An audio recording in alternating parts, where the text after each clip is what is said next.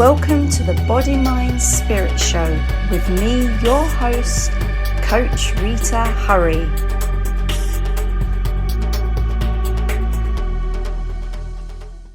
Hey everyone, welcome to another episode of the Body, Mind, Spirit Show with me, your host, Coach Rita Hurry. Today I have a special guest who I'm excited to interview. His name is Sujan Shah, and he is a mindfulness practitioner and keynote speaker. Sujan, welcome to the show. Thank you. Thank you. Good morning. Thank you, Rita. I'm so delighted to be with you. Thank you. Thank you. Thank you for being on the show. So you grew up in India. Can you share with me a little bit about your childhood growing up and how you discovered mindfulness and meditation in your own life? Sure. That's a great question because mindfulness was introduced to me when I was 6-7 years old, as long as I can remember when I started. But I did not call it as mindfulness back then. Yeah. I learned that term here when I came to the US. But essentially, what mindfulness and how it started was to question every experience you have, or who are you, and how you relate to the world. That discussion was very much part of our family life. So on a dining table, my father used to read out an article, interesting article or saying, or those quotes that he used to always talk and share with us and ask us and share his perspective and ask our perspective as well. Yeah. So I think in a sense it made us to look at things differently, our perceptions, our sensations, our images, and what we think, or I think who I am. I think that's the fundamental reasoning we're doing, the fundamental self-inquiry we're doing, which I came to know later in my life that that's actually a fundamental first part of meditation. Yeah.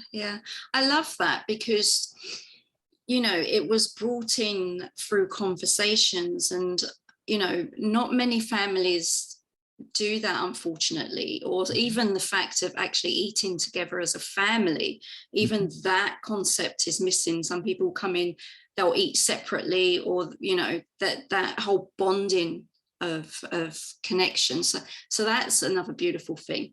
But let's explore the self-awareness a little. Obviously, like both yourself and I, have done the Deepak Chopra training together in terms of meditation. But why is self-awareness and being able to understand the self so important?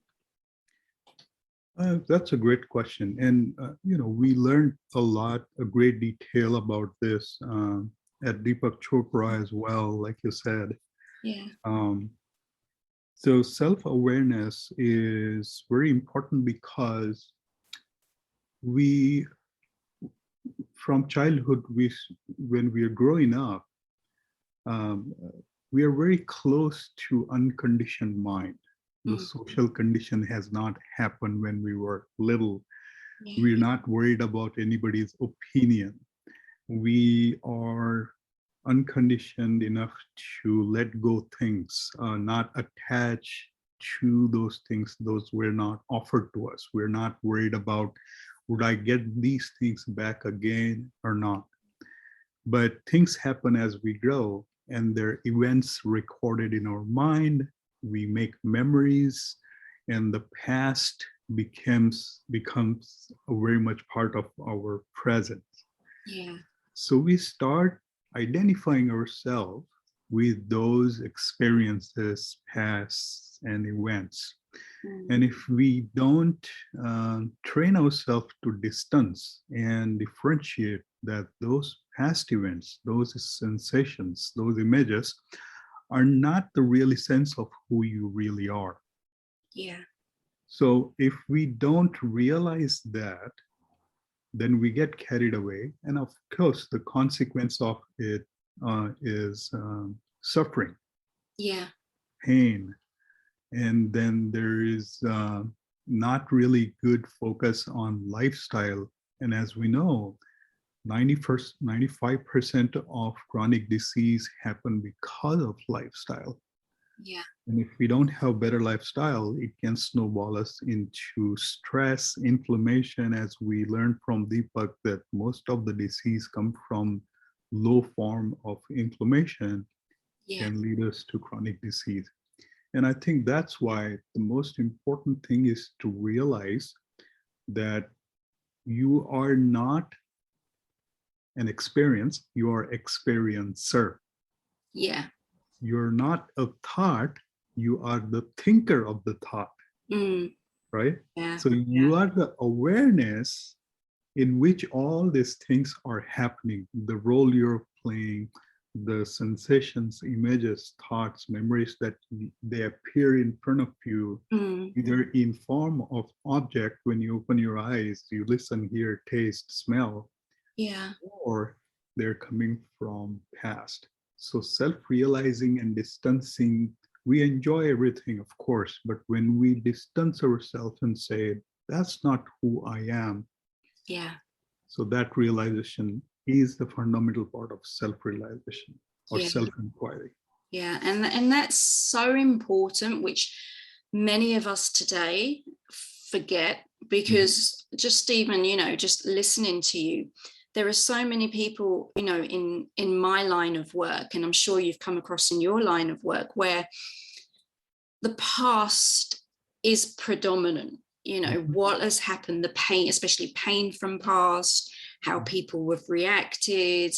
And as you said, that inflicts on your present, and to the point where many are suffering so much, but they refuse to let it go. And self-awareness, as like you said, it's almost like being a witness of those emotions, is looking almost the outside in, as well as coming from clearing the inside out, which is obviously the work that we do, and and what you do. So how does one person adopt that witnessing element? Because it is difficult, especially a lot of people are so consumed by it. What tips can you offer someone who's like, okay, I like what you're saying, but how do I do it? Absolutely.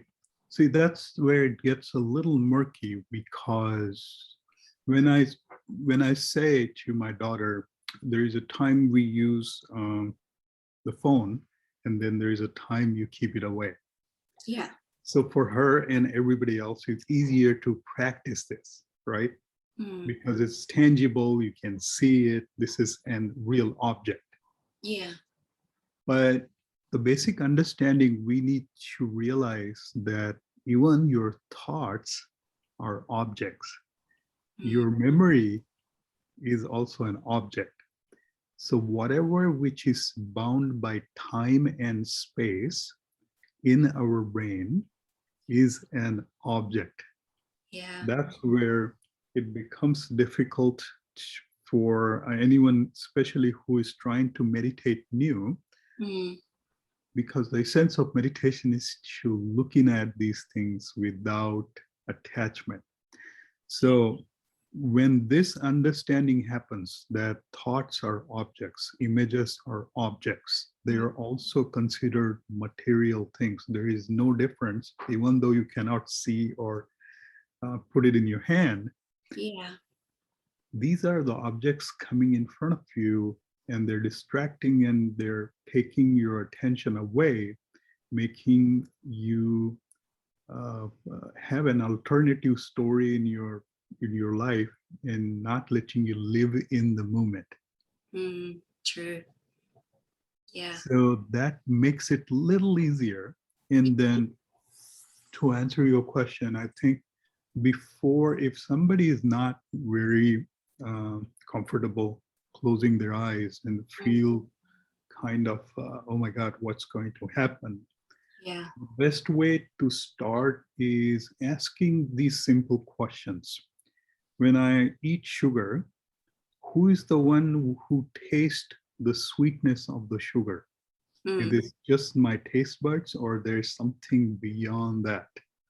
Yeah. Right? When I ask myself, when I am experiencing something, like I said, who is the experiencer of this specific experience? Or when you ask yourself, what did you have for dinner yesterday? The mind goes to that recollection of memory and images that I had pasta, or I had paneer, or you know, any Indian food or any food. So where is that mind going and recollecting all those memories? So they're all memories had been assisted by the true essence beyond your mind and body. Yeah. So that's the place we want to go. That's the place we want to stay. So inward and not outward, right? Yeah. Inward, where there are no objects, and that's the basic essence of awareness. So when we start inquiring simple questions in day-to-day life, who is driving me to do all the work I do? What is the reason of, and the self-inquiry question we learned in Deepak Chopra as well. Who am I, right? Yeah. Am I all these experiences, or am I the one who is experiencing? Yeah, I love that. So when we attach ourselves with the experiences, we get in trouble. Yeah. So that's the basic first step anybody can start. Yeah, no, thank you for that. And I think it helps us to be more free, doesn't it, in terms of, you know, even like, for example, someone would choose a career and say, okay, this is what I've got to do. This is what I've chosen for so many years, and I've got to stick to it. But as you said, as the person who's experiencing it, you have that unlimited boundary to be able to say, okay, I've experienced it, but now I want to go and experience something else because I feel that inner calling to do it. And often we leave ourselves trapped in, but no, I've done this for so many years, I should stick to it, because that's another kind of hold that we lead ourselves into, isn't it, by not recognizing that we are unlimited and we can change our life and move beyond our current situation. Yeah, absolutely. I think you traced very important point. One is when you said going from limited to unlimited, that's one point. And so let's dive into it, because mind and body has boundaries, correct? Yeah.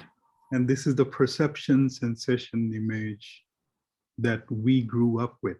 We grew up with identifying this is who I am. Yeah. But rightfully what you just said is, when you say, or me say, or anyone who says that I belong to such and such, I am this and this and this.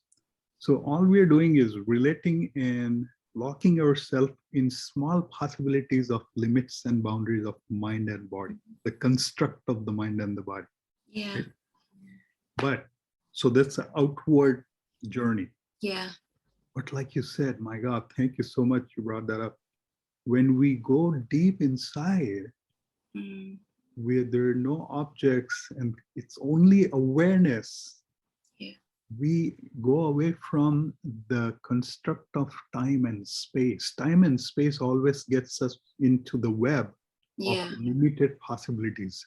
But when you go inward, take inward journey, there is no limit to it, because that's the space we came from, the nothingness, right? Yeah. Rumi once said, I write it down this morning, flow down and down in always widening rings of being. Love it. Beautiful. So Yeah. he's accurately saying, instead of being attached to the limited possibilities in your life, when we identify ourselves, Yeah. when we say, this is who I am. There is a little story, if you okay, I can share with you. Feel free. Yeah. So a long time ago, a king was riding on his horse, and he saw a beggar on the street, and he asked beggar, "What are you doing here? Laying just and doing nothing?" Mm. And beggar asked him, "Who are you?" And king got he was mad. He said, "I'm the king of the kingdom where you are. My kingdom is so big on east side and west side, north and south. I'm very furious that you don't know me. My kingdom is this. This is what belongs to me. Who are you?" And he says, "I feel so poor for you because you're saying this is small kingdom of yours. Mm. My kingdom is boundless. I belong to this universe. This entire universe is mine. Yeah. So Yeah. what you're telling me is so little." Yeah. So see, when I say I belong to this community, when I say I belong to this group of folks, when I say I belong to this nationality, when I say I belong to this, when I identify, back to your point, what you Yeah. just made, when we identify ourselves, we are minimizing our possibilities. But Yeah. when we say we belong to just this universe, the possibilities are endless. Yeah. And that's such a beautiful concept. And I think it's important that, that we covered that in this interview, because it helps people to realize that they're possibly not as stuck as they originally think they are, that there is hope, there is opportunities to start again every day if you wanted to, and that's the beauty of life. Right. So let's talk about, obviously, someone who is very career minded, very external, like obviously work, come home, have their routine, maybe go out with friends. They're looking to build their life. They're looking to obviously establish themselves. Mm-hmm. But often, and I've noticed that a lot of people feel that they can't bring the spiritual aspect into that lifestyle. It just doesn't blend. It just doesn't mix. And I believe otherwise, and I'm sure you do too. What would you say to someone who's saying, "Oh, no, I don't do, I'm all about this. I haven't got time for that. That has to be separate. Maybe on a Sunday I'll do it, but not like everyday life. It doesn't come into it." What would you say to them in that sense? Well, I have had this experience in my own life not too long ago, where I said, sitting quietly to myself, is it really necessary? Mm. Why should I do it? Right? Yeah. Even though I grew up in all meditation, mindfulness, there were a few years I lost it. I got out of touch. Things happen, ups and Yeah. downs in life. But then when I got back to it, I realized something, that spirituality is nothing but the essence of oneself. Mm. It has never gone. It is always with you. Yeah. And so are your thoughts, images, sensations, and memories. Mm. So if I am saying I don't want to sit quietly and have all those self-inquiries, I'm literally, to an extent, in my case, at least I can speak to my life, that I was running away from that essence of being. Yeah. I was actually saying, I don't want to look at it because I'm trying to go out with friends, eat out, hang out, go to movies. So I was every time I felt like I'm running away from myself. I'm postponing, I'm kicking that can down the road Yeah. instead of sitting with it, head on and say, let's start today and let's look at myself. Because even Steve Jobs said, if you're talking about business world, one of the business tycoon who had a successful life used to start his day with 0 minutes, 0 hours, meaning doing nothing Yeah. before he started his day every day. And his life, you might have read that he started as really a monk, didn't have slippers, nothing. He used to walk and he used to eat at Hare Krishna temples. And he was in India for a few years, had typhoid, cholera, things like that. Yeah. So he always had that spiritual essence in his life, which helped him to come up with enormously amazing ideas. Yeah. Um, being able to not to attach yourself with one specific limitation. And if we want that wisdom, it's we have to sit down with ourselves Mm. and look that head on and say, who is this person having all these thoughts, Yeah. right? Where are all the images and sensations are coming? Mm. Am I completely attached and identifying myself with it? Who is the one who is experiencing this? And that itself will get you into habit, fulfillment, enjoyment, the real sense of your awareness, and will turn you around and you start seeing the manifestation, the good effects Mm. in your life. Synchronicities, as Deepak says, Yeah. that happenings without any explanation, they show up. Yeah. Suddenly your lifestyle becomes really good. Then you are not having difficulties to decide things quickly on the Mm. spot. You feel comfortable. Yeah. And then you're moving forward with more creativity, more engagement, and your responses have improved. You Yeah. feel that I don't need to be involved with all the arguments and the things that pointed towards you. You're not blaming anybody else. You're taking complete responsibility for all the things that you have done so far, Yeah. not regretting. Then the effect of that is so beautiful and positive, Mm. and that will get you going in that direction and ask more, because it's just a blissful. That's our basic essence of our awareness. Yeah. Yeah. It's the foundation, isn't it, of who we are? Because then you Yes, come from a place of not always having to seek other people's opinion. You correct. understand, okay, what's my part in this, and how do I feel about this before going to others and before being guided. And you then also get guided, don't you, as to, oh, who's the best person to talk to if I just want a little extra clarity from another external soul. Right. So that actually almost kind of confirms it, instead of you feeling bound to and other people and being dependent on them. Right. So yeah, definitely. No, thank you for explaining that in terms of your own journey as well. It's so important. And when you're busy, you got to ask yourself, what am I busy in? Mm. So, am I busy in something? Is it fulfilling my joy? Is it fulfilling my spontaneity? Is it adding to my creativity? Yeah. See, even this is mindfulness, that Mhm. who am I?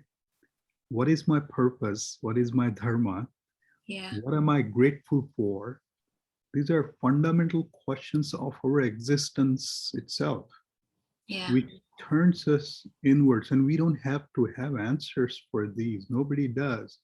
And Mm. if anything comes in your mind, you're already on the path of mindfulness. Yeah. No, that's brilliant.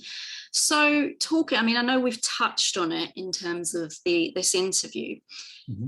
What guidance can you give to someone who would like to implement meditation, but is just like scared of it, or knows that I've had lots of people who say, oh, I think too much, I can never settle. What kind of guidance would you give to someone who's thinking about it? Well, meditation, everybody has one image in their mind. The moment we say meditation is sitting under the tree or eyes closed Yeah. and do something heavy lifting or so actually the purpose, let's talk about the purpose of meditation. Mm-hmm. Purpose of meditation is not to make you serious. Purpose of meditation is not to delete thoughts which you cannot. Yeah. Purpose of meditation is not to delete memories. The purpose of meditation is actually make you feel completely one with yourself, and that's where the non-duality kicks in. Mm. In Western culture, it has long been taught or connected that your mind and body are two separate things. So, or mind and matter. So the mind is different from the matter we see outside. Yeah. So that's called duality. But non-duality is understanding that everything, non-duality is an experience, right?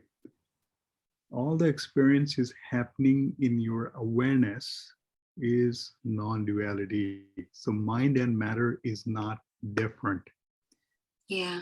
So when you realize that and go towards your awareness with the mindfulness, these questionings and all, that's what we realize. And to understand that is a huge wisdom in itself. Mm-hmm. So if you're scared about sitting down with closed eyes, just ask yourself a simple question. You're brushing your teeth. What is the taste of the paste, right? Or how the water, is it the water cold or is it hot?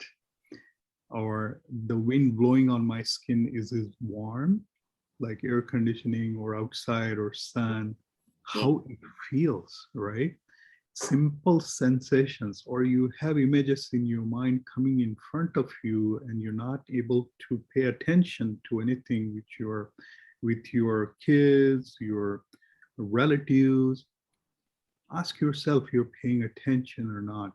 So paying attention to your inattention can get you back to that real essence. It will remind you, it will make you aware of your awareness.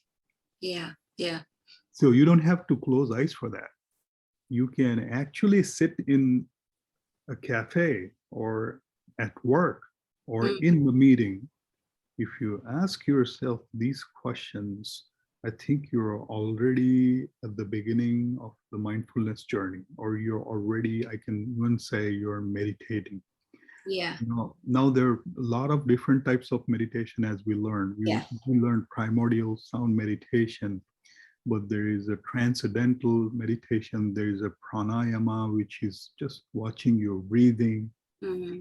or even your yoga is so focused on your body movements that gets your complete focus on your perceptions, sensations, and feelings. Excuse me.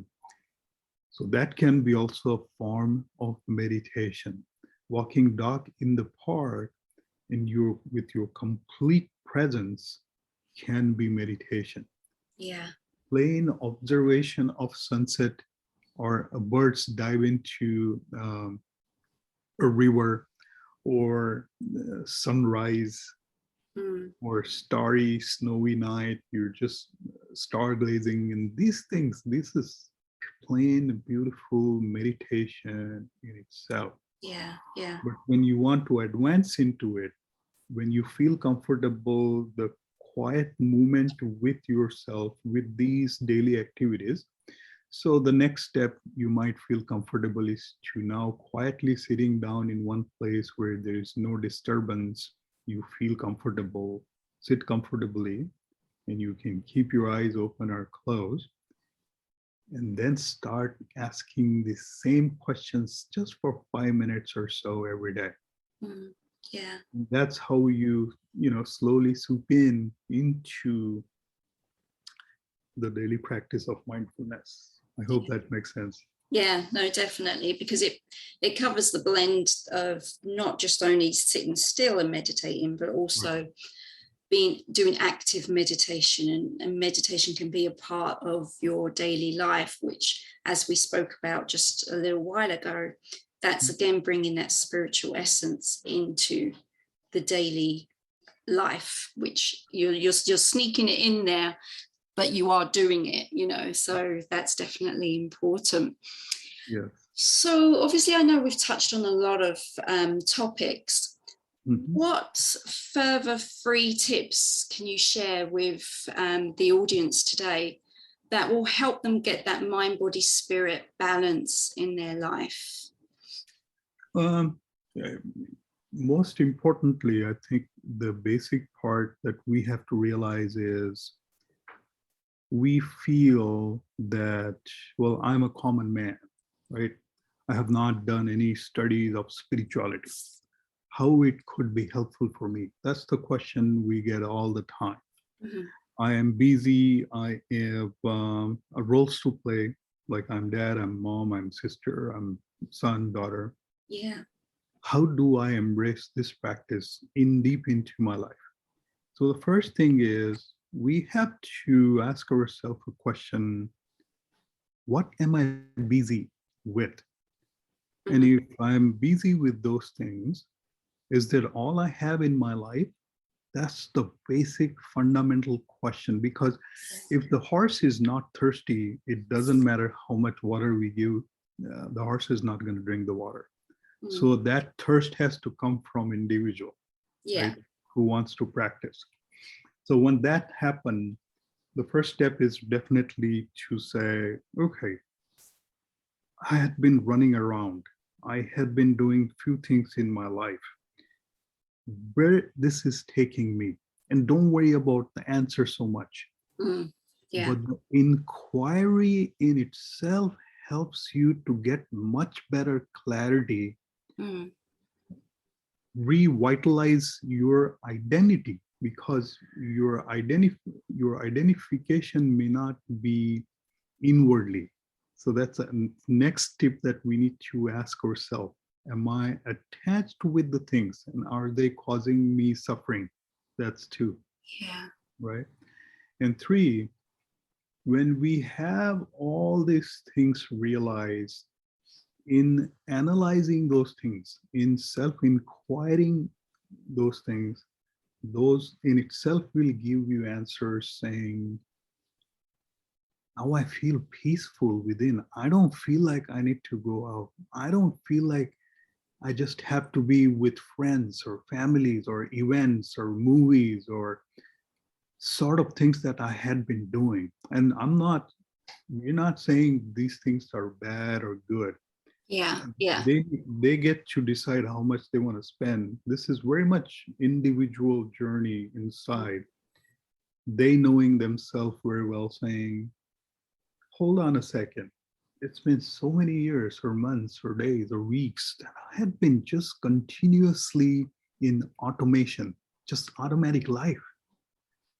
I had no space between 2 thoughts, no space between my 2 events, experiences. I need to find that calm and quiet space. And that space will itself drive that person towards next path. Yeah, no, the great tips there. Sujan, all I've got to say is thank you so much. I know we've covered a lot, and I know there's probably more that we could cover. And, and I always say to those guests that if there's any more that we need to cover, then I'll probably do a follow-up Yes. at a later date, if you're open to it, to get you on here and really go deeper into the whole spiritual essence, because I know, but we've covered a lot there, which I think definitely people are going to start thinking. I think definitely self-awareness is the big thing here, and really just not being afraid to go inward, which is important. Yes. So where can my listeners go to find out more about you and your services? So I'm very active on Facebook.